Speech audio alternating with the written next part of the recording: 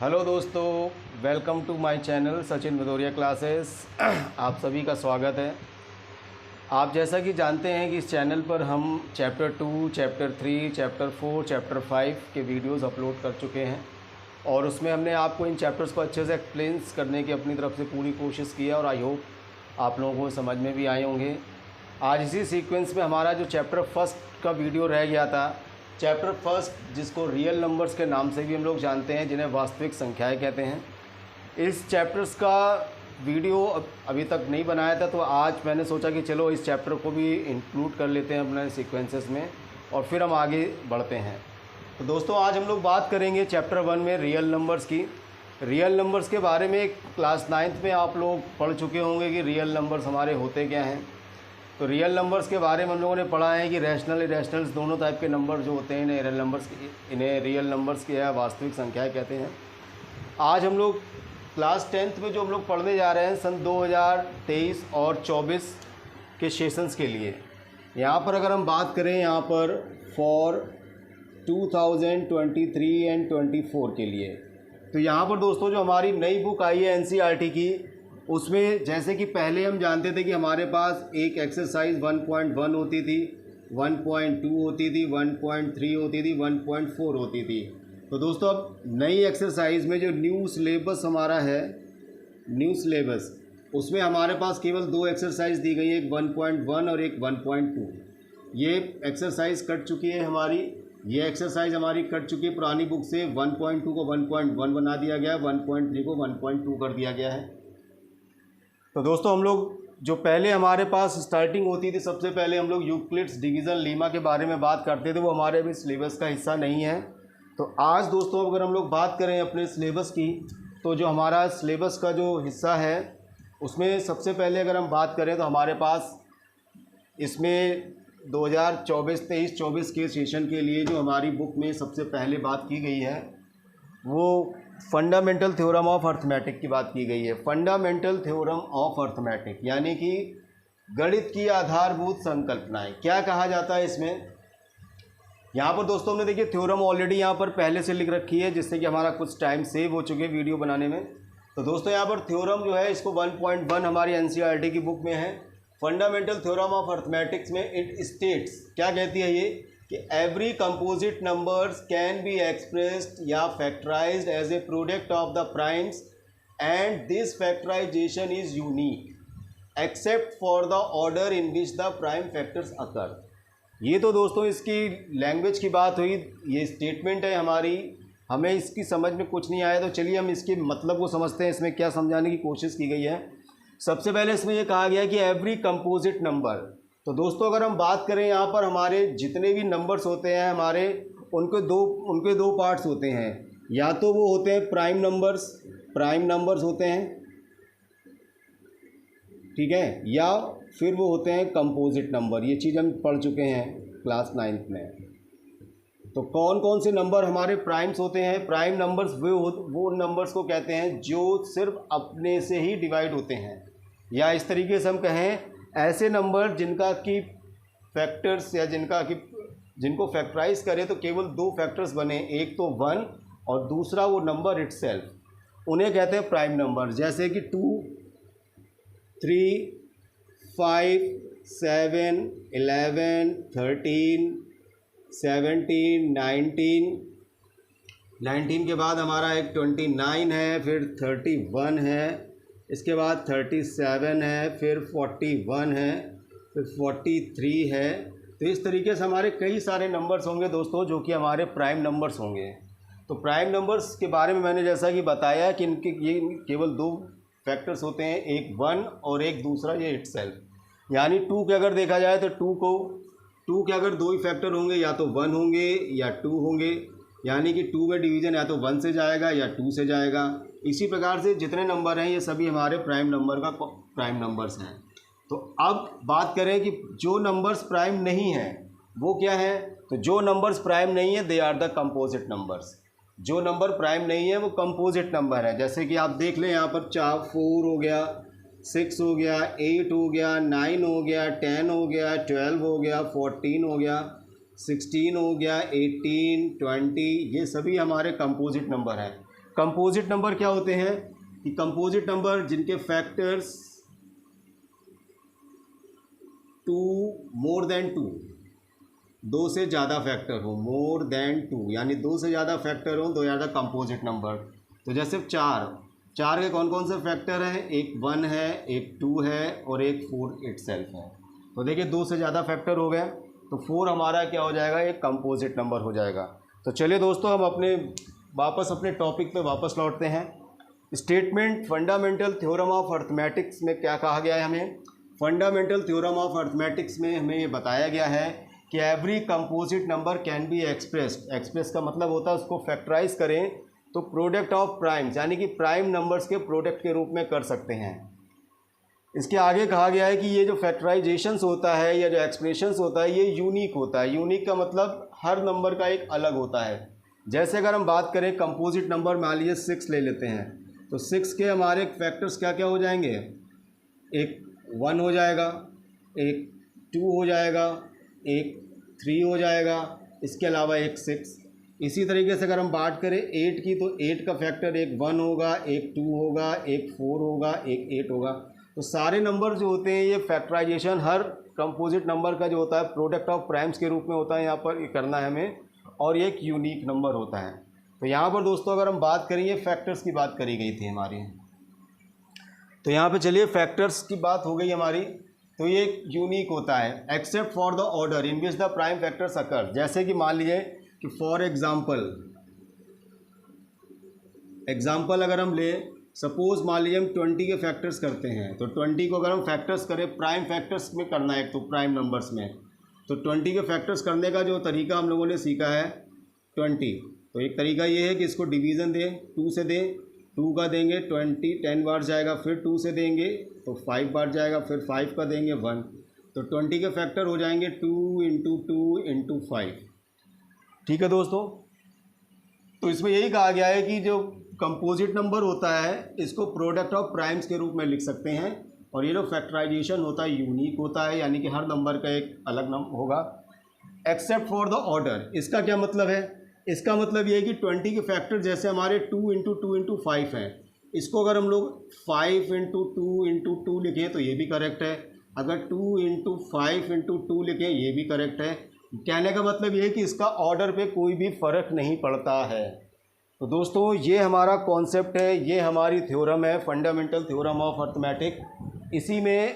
इसी से हमारी पहली एक्सरसाइज जो बननी है वो इसी थ्योरम से बननी है। तो चलिए दोस्तों अब बात करते हैं कुछ क्वेश्चंस की, एक्सरसाइज के क्वेश्चंस की क्या कहा गया है उसमें। तो दोस्तों हम बात करते हैं यहाँ पर हमारी एक्सरसाइज के कुछ क्वेश्चंस हैं। इसके पहले हम एक क्वेश्चन से आप एक एग्ज़ाम्पल्स इसमें दिया गया है, इसकी ज़रा बात कर लें। अक्सर ये एग्ज़ाम्पल्स पहले भी इम्पोर्टेंट था, लेकिन अब जब से हमारी ये सिलेबस कम हुआ है तब से एग्ज़ाम्पल्स काफ़ी इम्पोर्टेंट है। और इसका एक क्वेश्चंस भी है, जैसे आपने देखा होगा कि एक एग्ज़ाम्पल्स में हमारे पास गिवन है कि चेक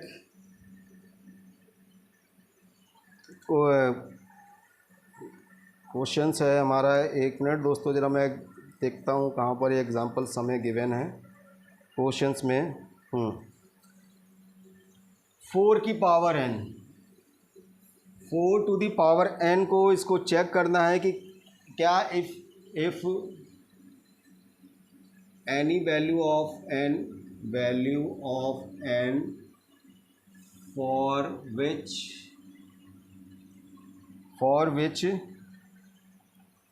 4 की पावर n एंड विद 0। ये एक एग्जाम्पल का क्वेश्चन है दोस्तों, और इसी का एक जैसे एक मिलता जुलता हमारे पास एक्सरसाइज में भी क्वेश्चन है जहाँ पे 6 की पावर n गिवन है। तो इसको चेक करने के लिए हम क्या करेंगे, यहाँ पर देखिए 4 की पावर n की बात करें तो ये हम जानते हैं इसे बेस कहते हैं, बेस, और इसे पावर कहा जाता है या एक्सपोनेंट, ये चीज़ हम जानते हैं। तो यहाँ पर दोस्तों में करना क्या है, हमें यहाँ पर एक थ्योरम हमारे पास है जिसके बारे में बात कर लें। इसमें ये कहा गया है कि इफ़ कोई भी नंबर ऐसा है अगर उसके प्राइम फैक्टराइजेशंस में 2 और 5 दोनों आते हैं। फिर से लिख लेते हैं कि if prime factorization if prime factorizations of any number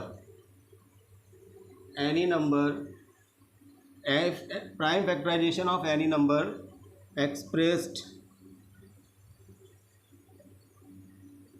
as 2 and 5, अगर किसी भी नंबर्स का प्राइम फैक्टराइजेशन 2 और 5 दोनों हैं, इसका मतलब होगा then it's end with digit zero, यानी कि इसके यूनिट डिजिट्स में ज़ीरो आता है। तो हमें बस यही चेक करना है कि क्या इसके बेस के अगर हम प्राइम फैक्टर्स करें, अगर हम 4 के प्राइम फैक्टर्स करते हैं तो देखते हैं क्या 2 और 5 आता है। कंडीशन ये होती है कि इसमें 2 और 5 दोनों आना चाहिए। अगर प्राइम फैक्टर्स में 2 और 5 दोनों आ रहा है, यानी कि 2 5 ज़ा 10, तो 10 की पावर में या n की वैल्यू जब 10 होती है तो उसको जब भी हम पावर या किसी रूप में भी एक्सप्रेस करते हैं तो उसके एंड में हमेशा 0 आता है। लेकिन अगर 2 आ रहा है 5 नहीं आ रहा है तो उसका एंड 0 से नहीं होगा, 5 आ रहा है 2 नहीं आ रहा तो भी नहीं होगा। कंडीशन सही है कि 2 और 5 दोनों का होना ज़रूरी है। तो चलिए यहाँ पर अगर हम प्राइम फैक्टर्स कर दें, यहाँ पर प्राइम फैक्टर ऑफ 4, तो प्राइम फैक्टर ऑफ 4 क्या होंगे हमारे पास दोस्तों, 2 इंटू 2। यहाँ पर लिख देंगे कि since there is no factor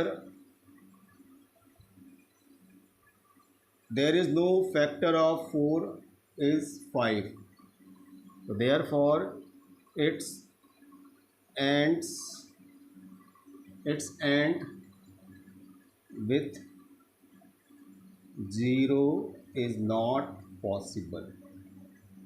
बस दोस्तों यही है हमारा कहानी पूरी, कि हमें जो भी हमें दिया जाएगा उसमें हम इसके फैक्टर्स करके देखेंगे। अगर उसमें 2 और 5 दोनों आएंगे तो लिख देंगे yes it's ends with 0 digit, और अगर 2 और 5 में से एक आ रहा है एक नहीं आ रहा है या दोनों नहीं आ रहे हैं तो उसका एंड कभी भी 0 के साथ में नहीं होगा। इसी तरीके के एक्सरसाइज में भी क्वेश्चन उसमें दिया गया, उसमें 6 की पावर n दिया गया है। तो इस केस में हम क्या करेंगे, यहाँ पर प्राइम फैक्टर्स करेंगे 6 के। तो 6 के प्राइम फैक्टर हमने देखा 2 और 3 होते हैं, तो इसमें भी 2 आ रहा है 5 नहीं आ रहा है। तो सिंस 6 की पावर n, यानी किसी भी n की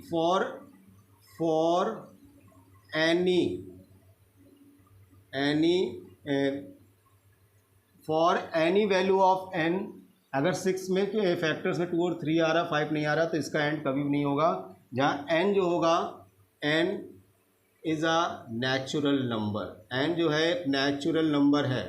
इसको चाहिए तो हम देखिए इसको ऐसे भी देख सकते हैं, अगर यहाँ पे n की वैल्यू को हम पुट करें 1 2 3 4 5 6 एंड सो ऑन, तो देखिए 4 की पावर n कितना आ जाएगा दोस्तों, 4 की पावर n की जगह पे 2 पुट करें तो ये आ जाएगा 16। 4 की पावर 3 को पुट करें तो यहाँ कितना आ जाएगा 64।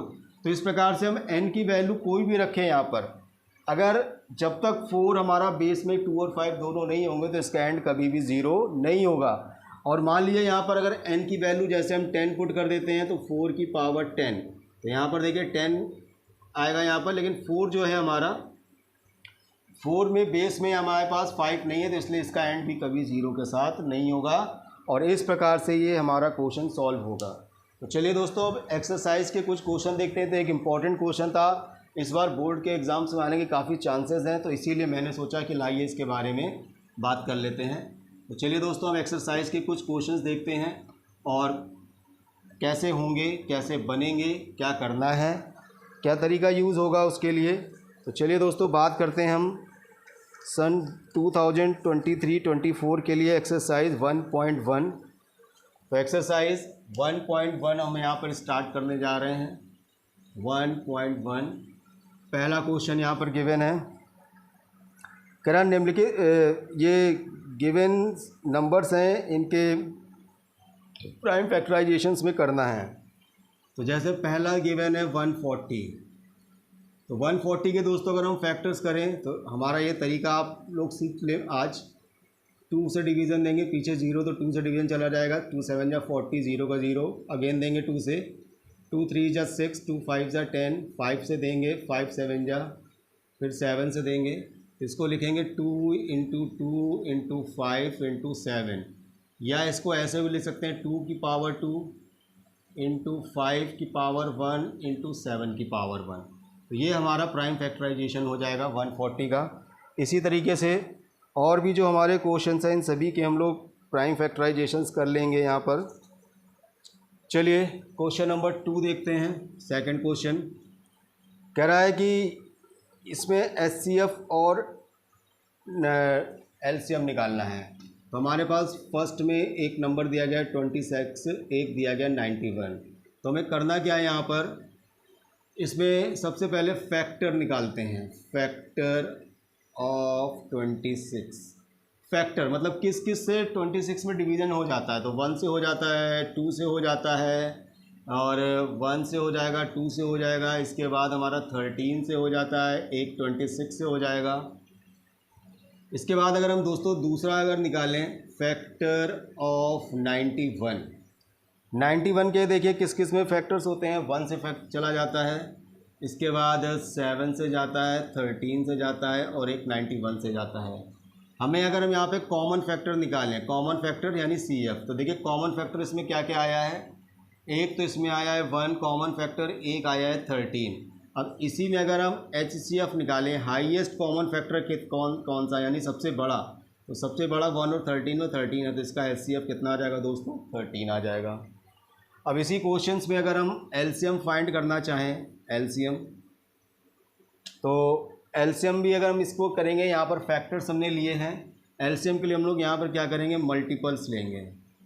मल्टीपल ऑफ 26, तो मल्टीपल ऑफ 26 की अगर हम लोग बात करें तो यहाँ पर मल्टीपल्स का मतलब जैसे कि इनके प्रोडक्ट के आगे के रूप में इनको बढ़ाना है, तो मल्टीपल्स निकालना है। तो यहाँ पर देखिए दोस्तों, यहाँ पर अगर हम मल्टीपल्स करते हैं तो इसके काफ़ी सारे मल्टीपल्स आएंगे, काफ़ी बड़े आएंगे। लेकिन यहाँ पर हम आपको इसको निकालने का एक आसान तरीका बता रहे हैं। HCF तो आप ऐसे निकाल लीजिए। यहाँ पर एक रूल दिया गया है, क्या दिया गया है कि प्रोडक्ट, ये चीज़ वेरीफाई भी करनी होती है। प्रोडक्ट ऑफ टू नंबर्स जो होता है वो उनके HCF और उनके LCM के प्रोडक्ट के बराबर होता है। यहाँ पर अगर हम देखें यहाँ से, तो अगर यहाँ पे दो नंबर्स की बात करें तो एक नंबर हमारा 26 है और एक नंबर हमारा 91 है। HCF हमने इन दोनों का निकाल लिया है 13 इंटू LCM फाइंड करना है। तो LCM फाइंड करने के लिए हम दोस्तों क्या करेंगे, 26 इंटू 91 का प्रोडक्ट करके 13 से डिवीज़न दे देंगे। तो 13 1 जा 13, 13 2 जा 26, 2 का ऐसे मल्टीप्लाई कर दीजिए, 2 1 जा 2, 2 9 जा 18। तो यहाँ से LCM इसका 182 आ गया। हमें इसी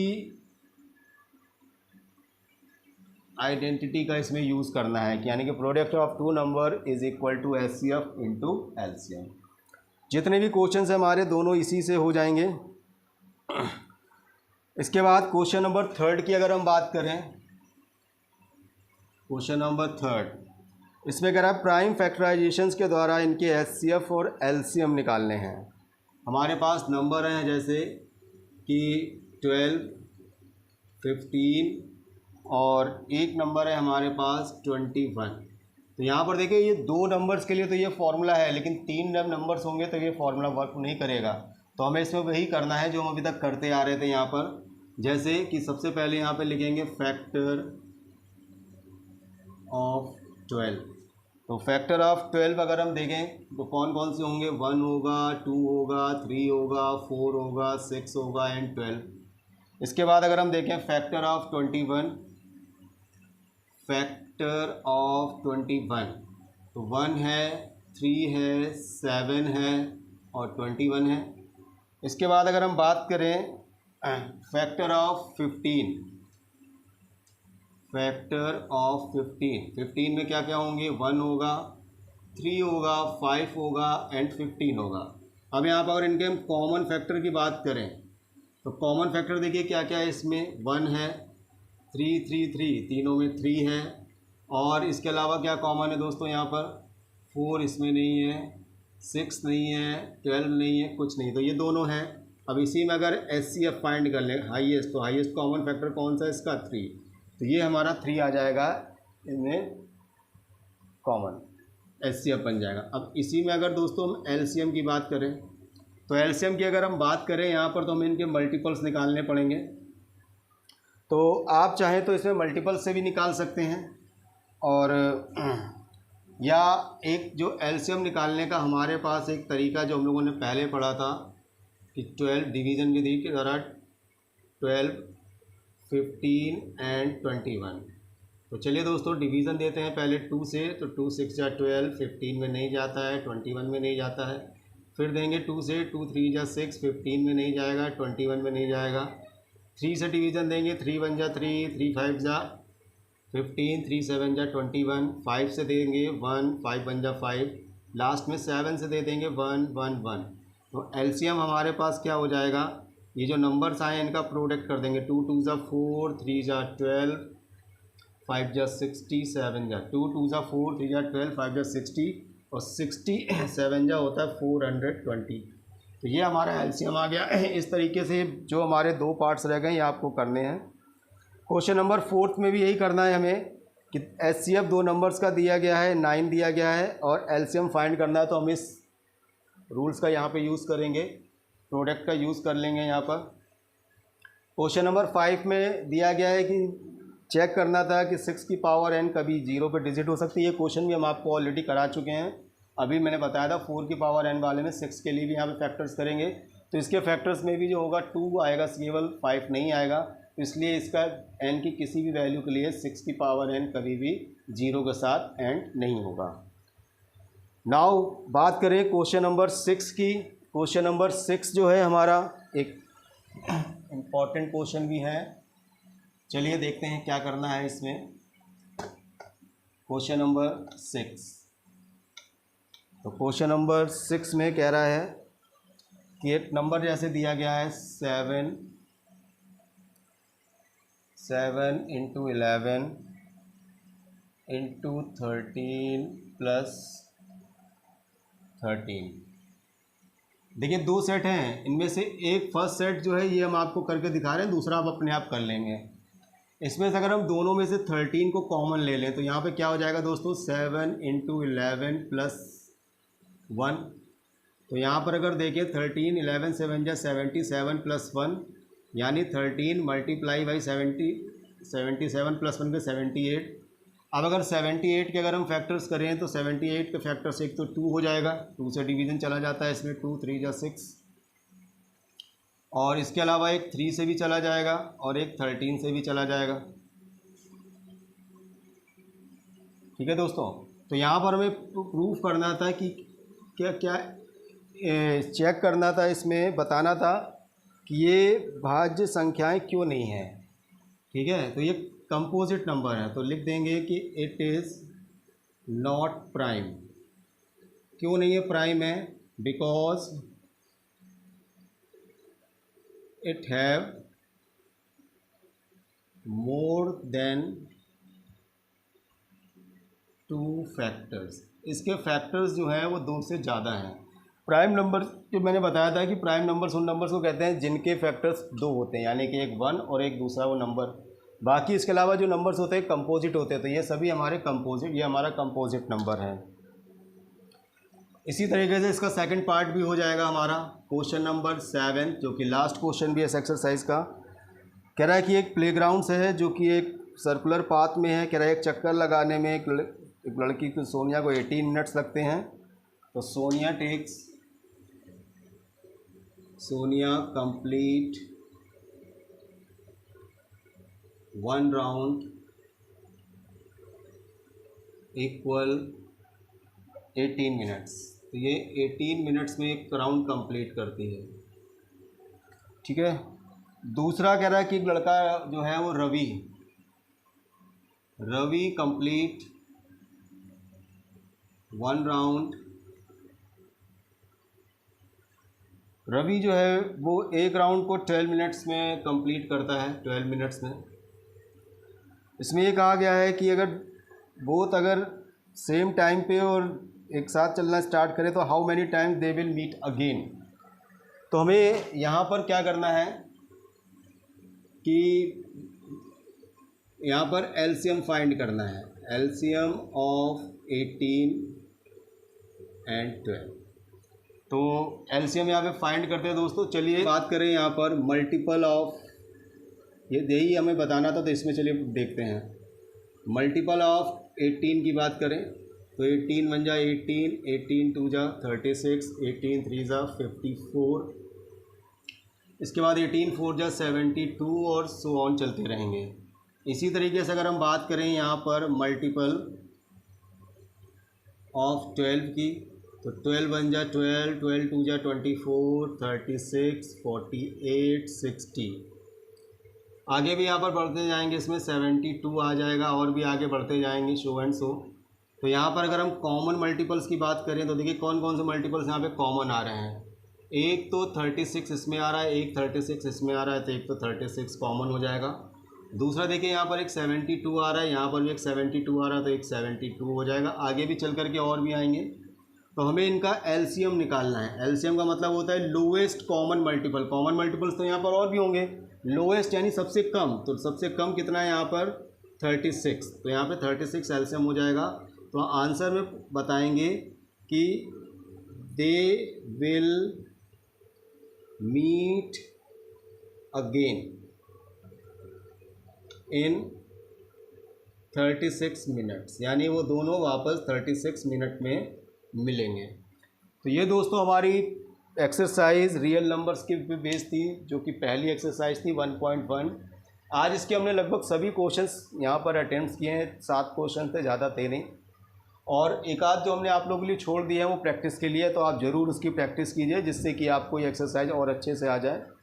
इसके बाद हम लोग जो नेक्स्ट वीडियो में बात करेंगे वो थोड़ा इम्पॉर्टेंट वीडियो भी है, इसका जो सेकंड पार्ट है, तो उसमें हम लोग चलिए दोस्तों बात करेंगे अगली एक्सरसाइज 1.2 के लिए।